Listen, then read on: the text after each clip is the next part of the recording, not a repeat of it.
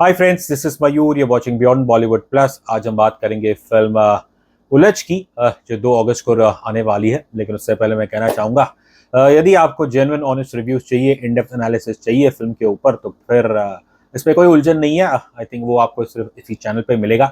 तो इसलिए जल्दी से जल्दी मेरे चैनल को सब्सक्राइब कीजिएगा and don't forget to press the bell icon. Ulajh written and directed by Sudhanshu Saria. इसके प्राइमरी राइटर है परवेज शेख। फिर अतिका चौहान ने इसके डायलॉग्स लिखे and director Sudhanshu Saria has also served up as a co-writer. कहानी पे आऊँ तो शुरू में तो लग रहा था कि एक अनोखी कहानी है कि कैसे एक दिल्ली का एक परिवार है, जिसके अंदर जो बेटी है सुहाना भाटिया, ये एक basically she is been part of Indian foreign services.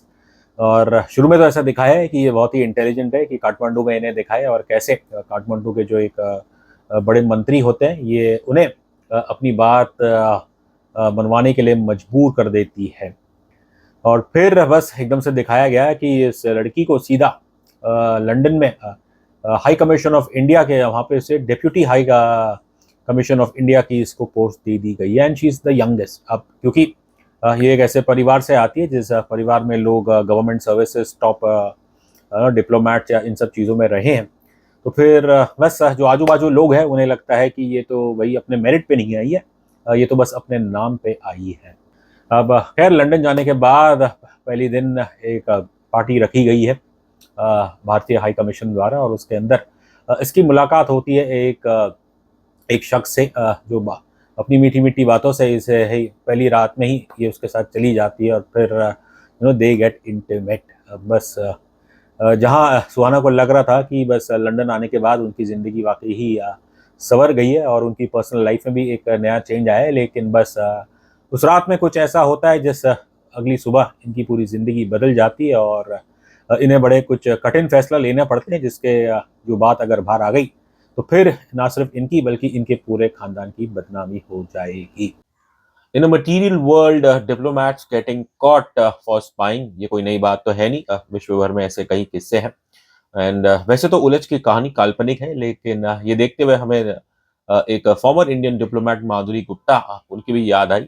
2019 में एक खबर आई थी कि ये शख्स who used to serve at the Indian High Commission in Pakistan, she was accused of spying for the enemy और उन्हें सजा भी दी गई थी। शुरू में तो लग रहा था ये कहानी अनोखी है, लेकिन फिर मोर और लेस प्रिडिक्टेड था कि ये कहानी आगे कैसे बढ़ेगी। विदाउट रिवीलिंग टू मच, बस ये कहूँगा कि जैसे ये कहानी आगे बढ़ती है, और वो चीज़ हम कुछ फिल्मों में देख चुके हैं, और इस चीज़ को मैं कहता हूँ, पहले तो कहता था कि जैसे कोई एक अमन की आशा का सिंड्रोम है, लेकिन अब दुर्भाग्य से ये आई थिंक फैल रहा है। और पिछले साल टाइगर 3 आई थी, फिर इस साल योद्धा आई थी, एंड अगर आप यू गो वे बैक, और फिर जब फराह खान ने मैं हूं ना बनाई थी, तो उसके अंदर जो चीज़ें दिखाई गई थी, खासकर कि भारत पाकिस्तान का जो समझौता, जो कि आज की तारीख में ऑब्वियसली भारतीय गवर्नमेंट को कोई इंटरेस्ट नहीं है, क्योंकि पाकिस्तान तो आतंकवाद रोकता ही नहीं है, लेकिन for some strange reasons our film industry, specially Bollywood, वो अभी भी शायद अमन में बिलीव करती है, और फिर इसलिए वो ऐसी कहानियां बनाती है जहाँ पे वो भारत पाकिस्तान का एक पीस समिट दिखाना चाहती है, और फिर ऑब्वियसली एक एक्सपेक्टेड कहानी रहती है, और अक्सर जो विलन रहते हैं वो लोकल ही रहते हैं। ज़्यादा कुछ कहूँगा तो रिवील हो जाएगा, लेकिन बस वही है कि जो इसकी शुरुआत अच्छी थी, it felt like there something different story, एक यूनिक एलिमेंट है, लेकिन फिर ये कहानी एक फेमिलियर पटरी पे चल पड़ती है, और बस वहीं से मेरे ख्याल से ये फिल्म पूरी तरह से डिरेल हो जाती है। अभिनय की बात करेंगे, लेकिन थोड़ा दिलचस्प ये लगा कि जो जानवी कपूर का ये कैरेक्टर है सुहानी भाटिया का, और इसे ऐसा दिखाया गया कि एक प्रिविलेज घर से आती है, एंड जानवी कपूर वो एक प्रिविलेज घर से आती है, बोनी कपूर की बेटी है, श्रीदेवी की बेटी है, और एज ऑलवेज जो नेपोटिज्म का जो बाब रहता है, वो हमेशा प्रेशर वो इनके ऊपर हमेशा रहेगा। और personally if you ask me, I think I like Janhvi Kapoor because she has a limitation and she is an honest try. उनके काम में देख के लगता है कि हाँ, वो मेहनत कर रही है। और जब ये फिल्म देख रहे थे और इस फिल्म के अंदर जो सुहाना भाटिया की जो कहानी है, वो देख के ऐसे ही लगा कि शायद ये फिल्म जानवी का खुद एक प्रयास है, कि जो उनके आलोचक हैं उन्हें बताने का कि हाँ, भले ही मैं एक प्रिविलेज बैकग्राउंड से आती हूँ, लेकिन मैं आज जहाँ पहुँची हूँ वो अपनी मेरिट पे ही पहुँची हूँ। तो अब क्या ये चीज़ इस कहानी के अंदर ऑर्गेनिकली थी, या जब जानवी कपूर की कास्टिंग हुई और फिर इस एलिमेंट को, इस कैरेक्टर लेयर को मैं कहूँ तो वो ऐड किया गया? आई डोंट नो, ये तो खैर इस फिल्म के डायरेक्टर और राइटर्स ही बताएंगे, लेकिन शुरू में देख के यही लग रहा है कि ये लड़की बस दुनिया को अपने आलोचकों को गलत साबित करना चाहती है कि वो अपने काबिलियत से इस मुकाम पे आई है। खैर, लेकिन अगर अभिनय की बात करूँ तो Janhvi Kapoor as always she is done, I would say, a decent job. उन्होंने मेहनत की है। प्रॉब्लम वही है कि I think more than Janhvi Kapoor, बस इस फिल्म की जो प्रोग्रेशन है, स्टोरी प्रोग्रेशन का, वो एक फेमिलियर टेरिटरी पे आ जाती है और वहीं पे ये फिल्म बुरी तरह से डीरेल होकर मार खाती है। लेकिन I have to give it to credit to Janhvi Kapoor, start से एंड तक उनकी परफॉर्मेंस में हमें ऐसा कुछ इतना, it's not a bad performance, it's a sincere, I would say it's another sincere performance from Janhvi Kapoor. रही बात फिर गुलशन देवैया की, आई थिंक एक दो फिल्मों में उन्होंने कमाल किया है और इस फिल्म में उनके कैरेक्टर वो जो प्ले कर रहे हैं, ही हैज़ डिफरेंट शेड्स, और ये तो अंत में ही आपको पता लगता है कि फिर आखिर में ये व्यक्ति है कौन। Gulshan Devaiah, personally if you ask me, I think this is one of his better efforts. खैर, अब जैसे कहानी लिखी गई और तो फिर उस हिसाब से उनको भी दोष नहीं दे सकते हैं।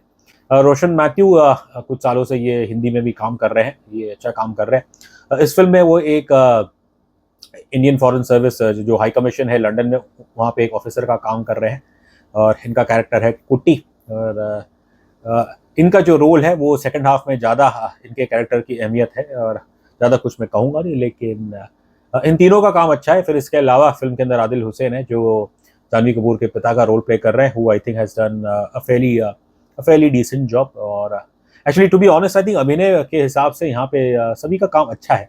समस्या बस वही है कि ये कहानी क्या थी, क्या प्रॉमिस कर रही थी, और फिर किस चीज़ में ये तब्दील हो गई, और बस वहीं पे ये उलझ हमें डिसअपॉइंट करती है। अब नाम तो है इसका उलझ, लेकिन इसका जो सेकंड हाफ है वो बिल्कुल मैं कहूँगा कॉम्प्लिकेटेड नहीं है, एक वेरी प्रेडिक्टेबल है। और मैं दंग रहता हूँ कि ये जो अमन की आशा या फिर इंडिया पाकिस्तान पीस समिट, उसके अंदर कोई लोकल ही उसमें आंख डालना चाहता है कि ये कॉन्सेप्ट रिपीट क्यों हो रहा है। अभी क्या ऐसा है कि कुछ पुरानी फिल्में जो आई हैं और फिर जब उलझ जैसी फिल्म आती है, क्या इनके राइटर्स आपस में बैठते हैं और क्या ये अपनी कहानियाँ जो ड्राफ्ट होंगी, क्या वो एक दूसरे से डिस्कस करते हैं, और फिर बाद में जाके एक दो साल में वही राइटर्स ऐसे सिमिलर कॉन्सेप्ट के ऊपर दो तीन फिल्में आ जाती है। स्क्रीन प्ले के हिसाब से और स्टोरी प्रोग्रेशन के हिसाब से ये उलझ मार खाती है, लेकिन हाँ, इसकी सिनेमाटोग्राफी अच्छी है, कुछ सीन्स काफ़ी अच्छे हैं, और खासकर जो जानवी कपूर का जो पहला सीन है जब वो लंदन में आती है, not her first scene, but जब वो सुहाना भाटिया पहली बार लंदन में आती है और फिर वो अपने रूम से निकल के बालकनी में जाती है, तो there are some very beautifully captured shots. और टेक्निकली फिल्म साउंड है, बस यही है कि ओवरऑल कहानी में हमें ये फिल्म इतनी उलझी हुई नहीं लगी, बल्कि it is very very predictable. Music के नाम पे बस एक आध गाने ज़बरदस्ती ठोके गए हैं जिनकी कोई ज़रूरत थी नहीं। फिल्म की लेंथ है 134 मिनट। अब सेकंड हाफ इतना आपको ड्रैग और इतना प्रेडिक्टेबल, इतना बोरिंग लगता है कि आप सोच रहे थे कि काश इसे थोड़ा पहले ख़त्म कर दिया जाता। दुख इस बात का है कि एक प्रॉमिसिंग इनिशियल स्टोरी थी, लेकिन उसके अलावा एक आइडिया था शायद राइटर्स के पास, लेकिन वो उसे कभी भी एक पूरी तरह से इसे फ्लैश आउट नहीं कर पाई। बॉक्स ऑफिस पे उलझ कितना कमाल करेगी ये तो 3 दिन के बाद ही पता चलेगा, लेकिन from film enthusiast point of view उलझ मुझे इतनी पसंद नहीं आई। रही बात रेटिंग की, तो मैं इस फिल्म को देता हूँ 5 में से 1.5 स्टार्स।